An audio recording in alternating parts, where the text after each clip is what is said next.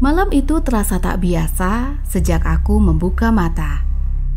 Ranjang rumah sakit di bawahku terasa dingin, seperti besi yang baru dikeluarkan dari lemari es. Aku mencoba mengingat apa yang terjadi sebelumnya. Operasi besar, dokter yang berbicara dengan nada tenang, dan jarum suntik yang masuk lenganku. Cahaya di ruangan ini redup, hampir mati.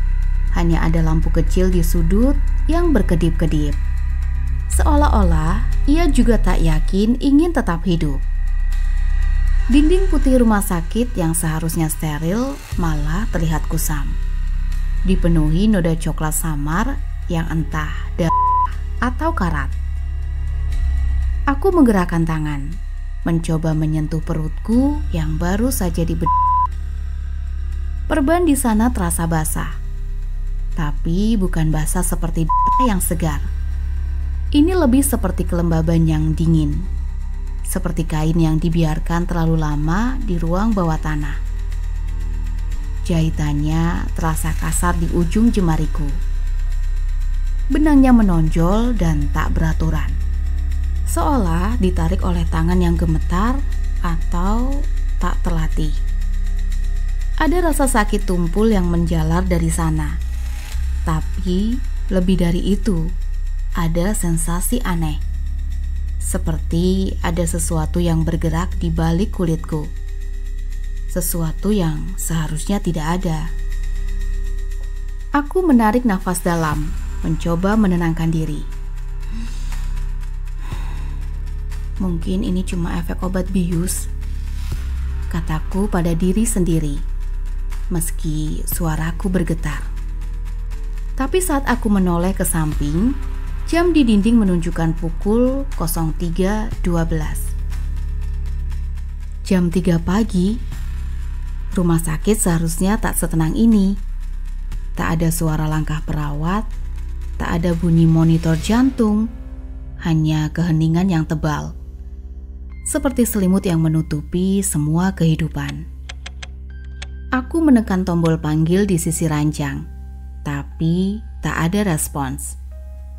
Tombol itu terasa lengket di jariku, dan aku tak yakin apa yang ku genggam, plastik atau sesuatu yang lebih organik.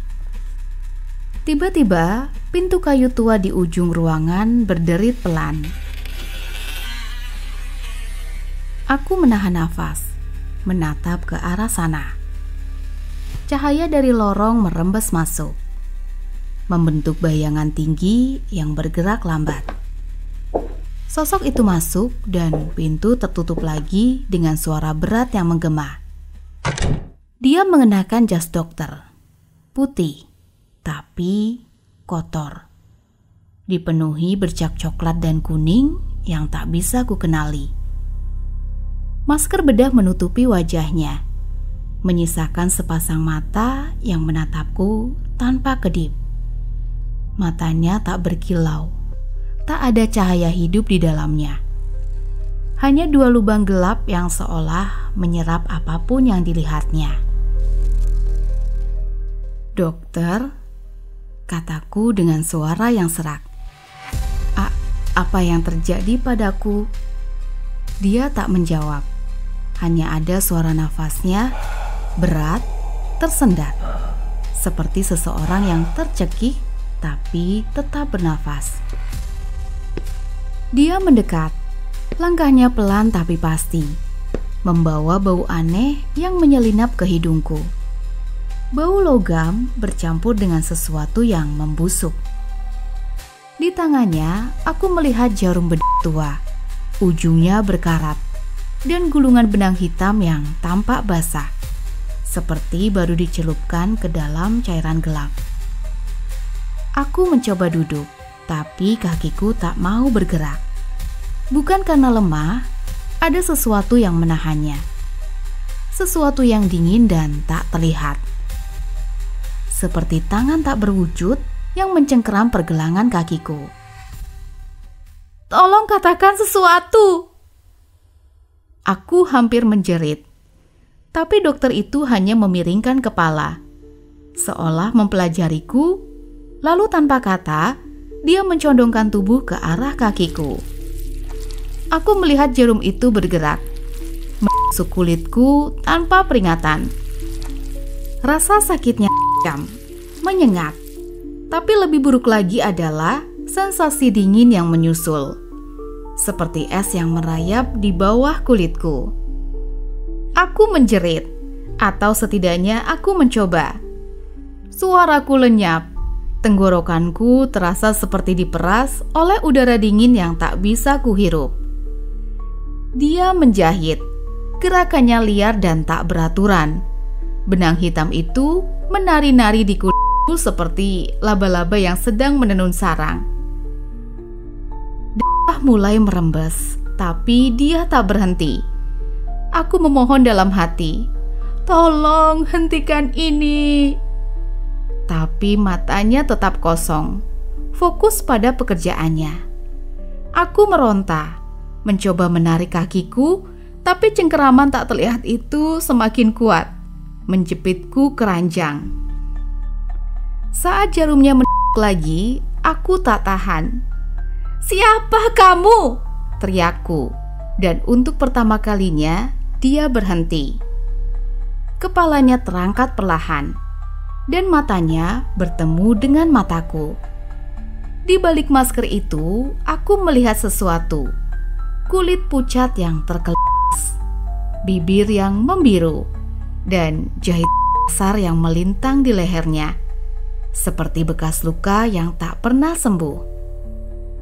Masker itu tergelincir sedikit, memperlihatkan senyum kecil yang mengerikan. Giginya hitam dan retak. Aku tersentak, jantungku berhenti sejenak. Wajah itu, aku pernah melihatnya di suatu tempat. Lalu ingatanku melesat kembali. Sebelum operasi, di ruang tunggu, perawat berbisik tentang pasien sebelumnya. Seorang pria yang tak selamat di meja operasi. Dokter bilang dia berjuang sampai akhir, kata perawat itu. Tapi jantungnya tak cukup kuat.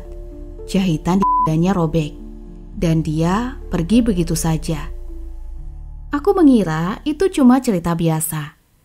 Tapi sekarang, menatap wajah ini, aku tahu dia bukan dokter. Dia adalah pasien itu. Pria yang mati di meja operasi, yang kini berdiri di depanku. Hidup kembali dalam bentuk yang mengerikan. Aku mencoba berteriak lagi, tapi suaraku tenggelam dalam keheningan.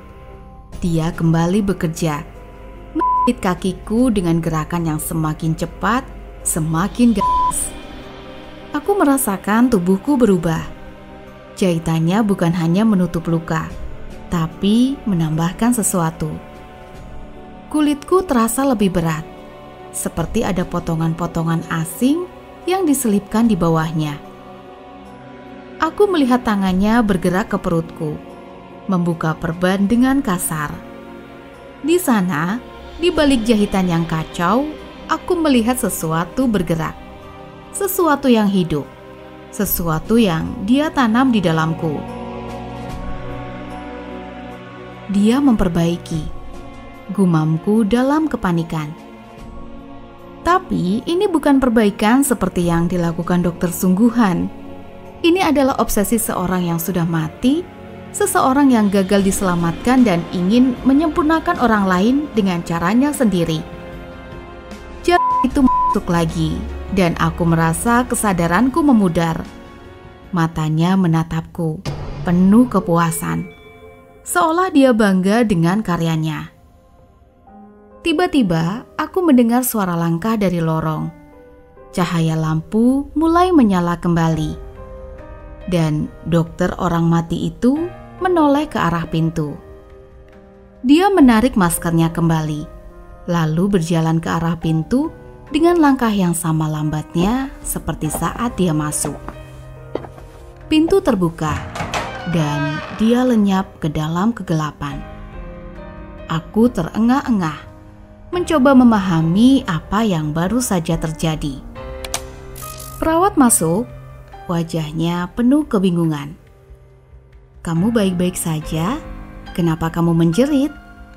tanyanya. Aku menunjuk kakiku, perutku, tapi kata-kata tak keluar.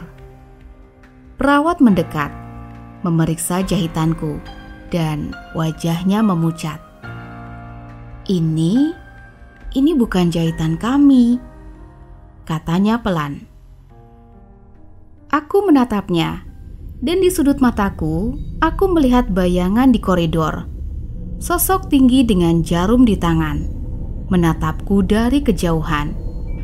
Aku tahu dia belum selesai. Aku bukan pasien terakhirnya malam ini.